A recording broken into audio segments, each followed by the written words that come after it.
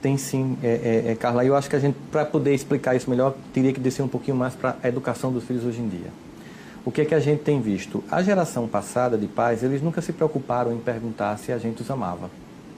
Eu lembro claramente uma vez que eu pedi à minha mãe para brincar a Micarande, que é um carnaval fora da época que havia em Campina Grande, e ela disse que eu não ia, simplesmente eu não ia. E disse, mas meu avô me deu o abadá, porque o avô antigamente ele ajudava na criação, né? Mas, embora meu avô ajudou bastante para mim. Mas aí ela disse, mas você não vai porque você é menor e quem manda em você sou eu. Eu disse, tem nada não, quando eu tiver 18 anos eu vou. Ela disse, não vai, porque enquanto você depender de mim, quem vai estabelecer as normas dessa casa sou eu. E eu disse, e você ainda pensa que eu vou lhe amar? Aí ela disse bem tranquilamente, meu filho, quem disse a você que eu quero o seu amor? E aí me chocou, obviamente, né? Mãe, você não quer o meu amor? Eu disse, o amor é uma escolha que a gente faz. Eu escolhi amar você. Agora, como mãe, eu não abro mão de que você me respeite. Eu só fui entender aquela cena muito depois. Fazendo curso de psicologia, eu fui entender que o amor é um sentimento muito sofisticado. E ele precisa de algumas pré-condições na escala dos sentimentos para que ele ocorra. Lembra daquele jargão da matemática, se e somente se? Então, digamos que para amar alguém, eu só amo alguém se e somente se eu respeitar. Os pais do passado não se preocupavam em serem amados, mas não abriam mão de serem respeitados. E com isso conseguiam o amor e o respeito. Infantilmente e de forma insegura, os pais de hoje querem ser amados por crianças e adolescentes, que nenhuma sofisticação ainda tem para um sentimento tão nobre. Eles realmente gostam muito, mas o amor vai ser construído na educação desses filhos. Eles tentam ser amados, mas não se fazem respeitar. E ao final não conseguem nem o amor, nem o respeito. Como eles não criam filhos, eu não estou falando de todos, mas muitos, não criam crianças que suportam não, frustração, eu não vou dar, eu não vou comprar. Eles criam pessoas com incapacidade de suportar que a vida nem sempre é favorável. Mas será que alguns até não tentam ser diferentes? Até porque eles têm uma base diferente disso. Mas não conseguem, por conta do mundo atual, desse mundo que a gente vive, dessa relação com esse mundo de consumo que a gente vive. Anchieta, eu sei que existe essa pressão lá fora, mas se a gente não decidir que vou pautar a minha família por um valor que eu acredito, a gente termina sendo dominado por esse coletivo. E aí a gente teria um discurso que é impossível reagir a isso. E não é possível reagir. É óbvio que eu não posso educar o meu filho hoje como eu fui educado. Acontece que nós tínhamos um modelo de família que começou a ser questionado, que a gente chamaria de tese, família tese. Se criou uma antitese, uma antítese, seria um movimento dialético.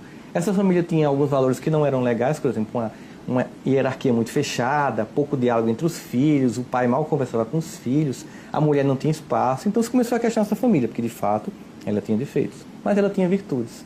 Só que no pêndulo histórico, toda vez que eu questiono o modelo anterior para criar o novo, eu tenho uma tendência de jogar fora o que era ruim, mas também jogar fora o que era bom. Não aproveita as virtudes.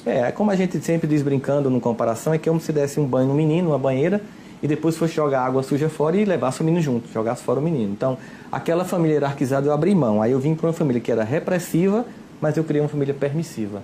E hoje, a gente também está vendo que esse modelo não está lá, essas coisas. Houve ganho, houve. Há uma democracia nas relações, a mulher tem mais espaço para poder no lar, os filhos têm diálogo com os pais, mas se perdeu o respeito.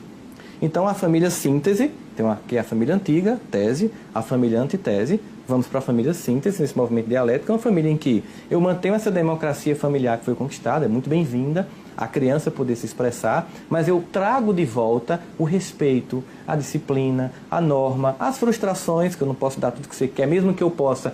Eu, como um pai, como uma mãe que quero educar, eu evito para que você suporte. Né? Um exemplo claro é que, por exemplo, tudo é muito pronto hoje. Você, da minha geração, você sabe que para a gente comer uma pamonha era todo um dia no milharal, catando, depois descabelando, os homens iam, era até uma coisa divertida. Depois a gente cortava, moía com moinho à mão. E 5 da tarde era um ritual familiar inteiro em que a gente comeria a pamonha. A gente passa hoje na padaria e compra pronta. Então, por exemplo, pegar um filho em casa para fazer um bolo é uma boa experiência de trabalhar com ele a resiliência, Carla. De você chegar, vamos fazer o bolo. Bom, em vez de comprar pronto, aí começa, faz, ele o esforço que dá, a mão que machuca, o tempo de esperar. Tá pronto? Não, tem que esperar esfriar. Ele passa mais ou menos umas 4 horas para comer um bolo. Aquilo é uma experiência rica dele esperar o tempo. Nós temos uma geração ansiosa. E essa geração ansiosa e pouco resiliente, ela tenta tamponar essa falta de afeto, porque se eu não respeito meus pais, eu termino não amando meus pais. E eu vou para relações fragilizadas, inclusive namoros fragilizados. E aí você vê uma jovem acaba o namoro e se suicida. Veja que incompetência emocional. Que filha que você criou com tanta incapacidade de suportar a frustração, que é a primeira vez que acaba uma coisa. Em vez de ouvir Pablo, né? E chorar, e depois reviver, né?